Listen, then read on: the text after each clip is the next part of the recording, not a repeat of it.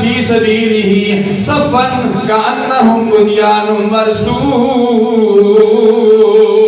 اللہ فرماتا ہے میں ان لوگوں کو پسند کرتا ہوں جو دشمن کا مقابلہ یکبارگی سے صف بصف جماعت کی صورت میں کرتے ہیں اور کفر کے سامنے سیسا پلائی ہوئی دیوار بن جاتے ہیں۔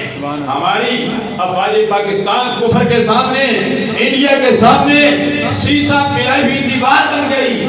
آج پھر سن 1965 کی یادگار انہوں نے یاد دلا دی۔ دعا کرتا ہوں اللہ تبارک و تعالیٰ پاک آرمی کو مزید ہمت و استقامت عطا فرمائے، اور جو پاک آرمی کے خلاف بھونک رہے ہیں اللہ انہیں اپنی منزل پر پہنچائے، اللہ انہیں اپنی منزل پر پہنچائے۔ بھونکنے والے بھونکتے رہتے ہیں اور اپنی منزل پر پہنچ جاتے ہیں، وہ نیست و نابود ہوتے ہیں۔ تندی بازی مخالف سے تو نہ گھبرائے ہوگا، یہ تو چلتی ہے تجھے اونچا اڑانے کے لیے۔ اللہ کے پیارے حبیب مکہ میں تھے تو کافر ان کے خانہ بھونکتے رہے، جب مدینہ طیبہ آئے تو یہود و نصارہ نے بھونکنا شروع کر دیا، منافقین نے بھونکنا شروع کر دیا، نماز بھی پڑھتے تھے بھونکنا شروع کر دیا، یہاں تک اللہ کے پیارے حبیب نے والذین اتخذوا مسجدا ضرارا وکفرا وتفریقا بین المؤمنین وارصادا لمن حارب اللہ ورسولہ من قبل وليحلفن ان اردنا الا الحسنى واللہ یشہد انہم لکاذبون۔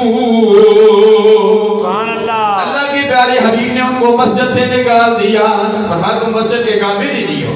مسجد میں وہی آتا ہے جس کو اللہ انتخاب کر دیتا ہے۔ انہوں نے کہا چلو ہم مسجد کے قابل نہیں ہیں تو ہم مسجد کے مقابلے میں دوسری مسجد بناتے ہیں۔ اللہ نے فرمایا یہ مسجد ضرار ہے، اے میرے پیارے حبیب جائیے صحابہ کرام کو اس مسجد کو ضرار کو گرا دو۔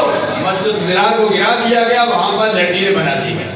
دالوان صاحب آپ بھی گئے ہیں، ممتاز صاحب آپ بھی گئے، اللہ سب کو لے جائے الحمدللہ العزیز۔ 28 کو میں بھی جا رہا ہوں الحمدللہ العزیز، وہاں لیٹرینیں بنی ہوئی ہیں اس لیے کہ وہ جگہ اتحاد اتفاق کے لیے نہیں تھی بلکہ وہ منافرت کے لیے بنائی تھی۔